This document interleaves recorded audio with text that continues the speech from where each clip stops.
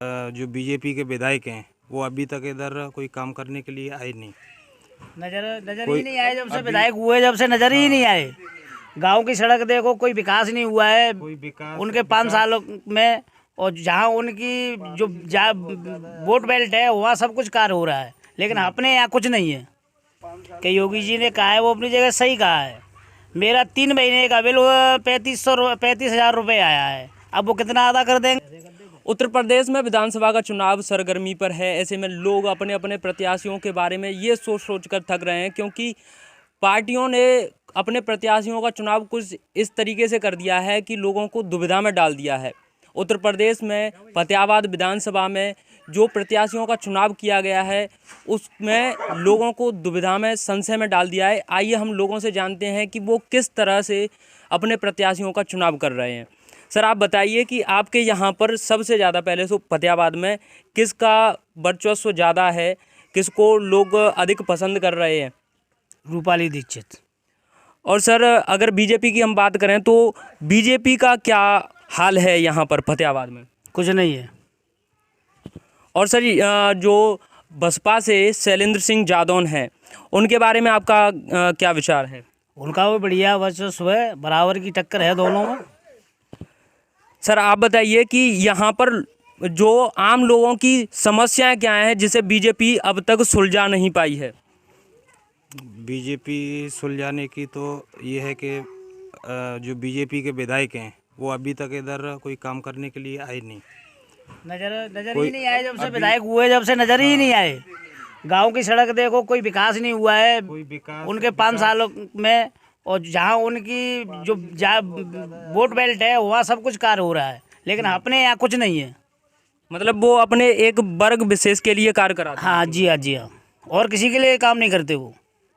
Sir, आप ये बताइए कि अखिलेश यादव ने कहा है कि 1 साल में 300 यूनिट बिजली फ्री करी जाएगी, और बीजेपी की तरफ से ये कहा गया है कि बिजली का बिल जो है आधा कर दिया जाएगा। तो आप किसके वादे पर ज़्यादा विश्वास करते हैं? सबसे पहले मैं आपको बता देना चाहता हूँ कि योगी जी ने कहा है वो अपनी जगह सही कहा है। मेरा 3 महीने का बिल 35,000 रुपये आया है, अब वो कितना अदा कर देंगे। तो नहीं, मैं आपसे एक सवाल ये कर रहा हूँ कि आपको किसकी बात पर ज़्यादा विश्वास है, साइकिल या कमल? साइकिल की बात पे विश्वास है, वो जो कहते हैं वो करते हैं। छात्रों के लिए कहा था योगी आदित्यनाथ ने कि वो लैपटॉप वितरण करेंगे, तो इस पर आपको कितना भरोसा है? जी, वो कहते हैं, विश्वास तो जिसको होगा, मेरे को तो विश्वास है नहीं है। सर, आप बताइए आपको कितना विश्वास है कि उत्तर प्रदेश में जो योगी आदित्यनाथ ने कहा है कि वो लैपटॉप वितरण करेंगे छात्रों के लिए, तो कितना भरोसा है? बिल्कुल भरोसा नहीं है, बिल्कुल नहीं करेंगे वो लैपटॉप वितरण।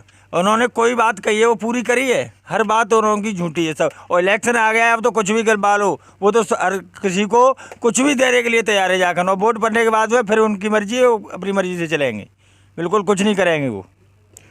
हमारे प्रत्याशी छोटेलाल वर्मा जी के लिए हम गांव-गांव जाकर जनसंपर्क कर रहे हैं। विधानसभा फतेहाबाद मेरे मंडल शमशाबाद देहात में सेक्टर कुतकपुर में आज हम घर घर जाकर जनसंपर्क कर रहे हैं। और कोरोना के प्रोटोकॉल के तहत हम 4-5 लोग निकले हैं अपनी गाड़ी से, और वर्मा जी के लिए हम वोट मांग रहे हैं। आपके हिसाब से जो ग्रामीण क्षेत्र हैं उनमें कौन कौन सी समस्याएं आपको लोग बता रहे हैं या आपको लग रही हैं कि जो समस्याएं पिछले 5 साल में बीजेपी ने नहीं कर पाई सॉल्व, उन्हें इस बार करेगी बीजेपी?